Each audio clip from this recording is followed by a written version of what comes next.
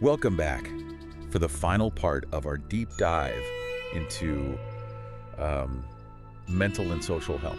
Yeah, It's been a journey, hasn't it? it has. We've explored some challenging things, Definitely. loneliness, trauma, that pull of constant technology. Yeah. But hopefully you're feeling like more equipped to fortify your own well-being.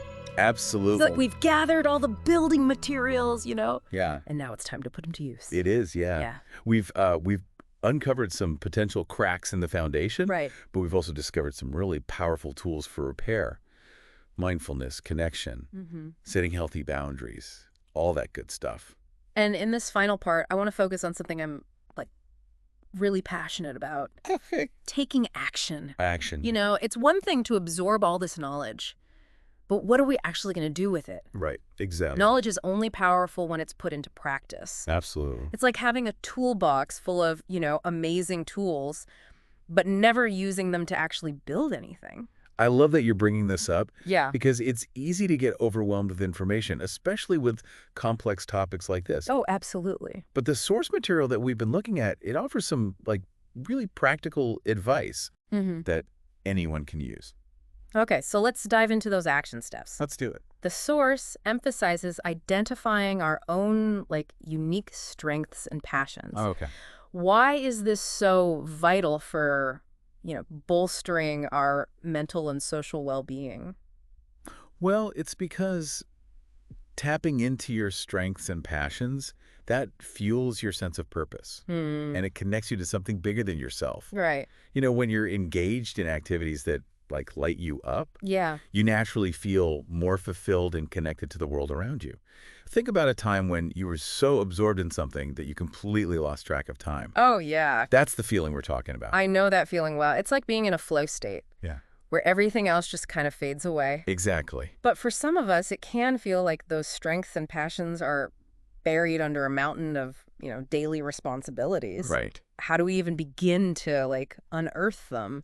It takes some digging, that's for sure. Yeah. But it's an excavation worth doing. The source, it encourages you to explore different activities, try new things, really pay attention to what, sparks your curiosity. Right. Maybe it's volunteering in your community, learning a new skill, or just spending more time in nature. Yeah. The key is to experiment and see what resonates with you, Okay. what brings you that sense of joy and aliveness. I love that giving ourselves permission to play and explore, even as adults. Yeah.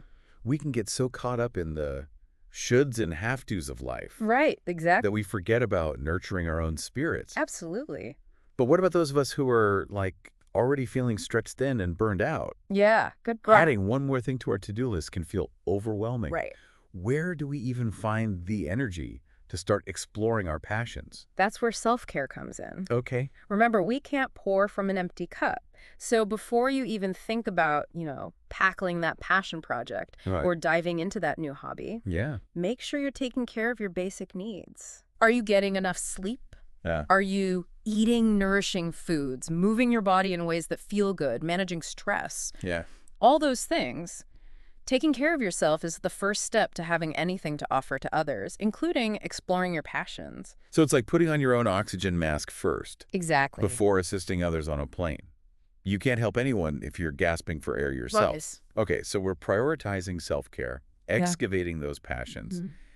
What else can we do to reinforce our mental and social health? Well, the source material talks about honing our social and emotional skills. Okay. Things like empathy, communication, conflict resolution, and emotional regulation. Right, all the important stuff. Yeah, Right. these skills, they're like the mortar that holds our relationships together.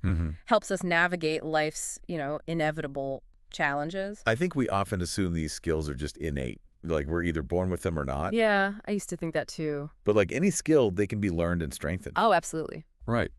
It's like learning to play an instrument or speak a new language. It takes time, effort, and, a willingness to make mistakes. Right. But where do we even begin? Where can we find resources to develop these social and emotional muscles? Oh, there are tons of resources out there. Books, articles, workshops, online courses, you name it. There's a whole field dedicated to developing social and emotional intelligence. Wow, I didn't realize that. Yeah, the key is to find an approach that resonates with you and just commit to practicing these skills in your daily life. Okay. And the more you use them, the more natural they'll become. Right, just like any other skill. Exactly. And just like, learning a new language can open up a whole new world of experiences and connections. Yeah. Developing these social and emotional skills can really transform our relationships and our overall well-being. Absolutely. This has been such an insightful deep dive. It has. As we wrap things up, is there one message you want our listeners to walk away with? What's the essence of what we've explored? Just remember this. You have the power to shape your own mental and social well-being. It's an ongoing journey, not a destination. So be kind to yourself along the way. Yeah. Cultivate curiosity and never underestimate the power of connection. I love that. Reaching out to others and building those supportive relationships can make all the difference. Beautifully said. And remember, you are not alone on this journey. We all have our struggles, our moments of vulnerability, our times of feeling disconnected, but we also have this incredible capacity to support each other, learn from each other, and create a world where mental and social well-being are, truly valued. Absolutely. Thanks for joining us on this deep dive.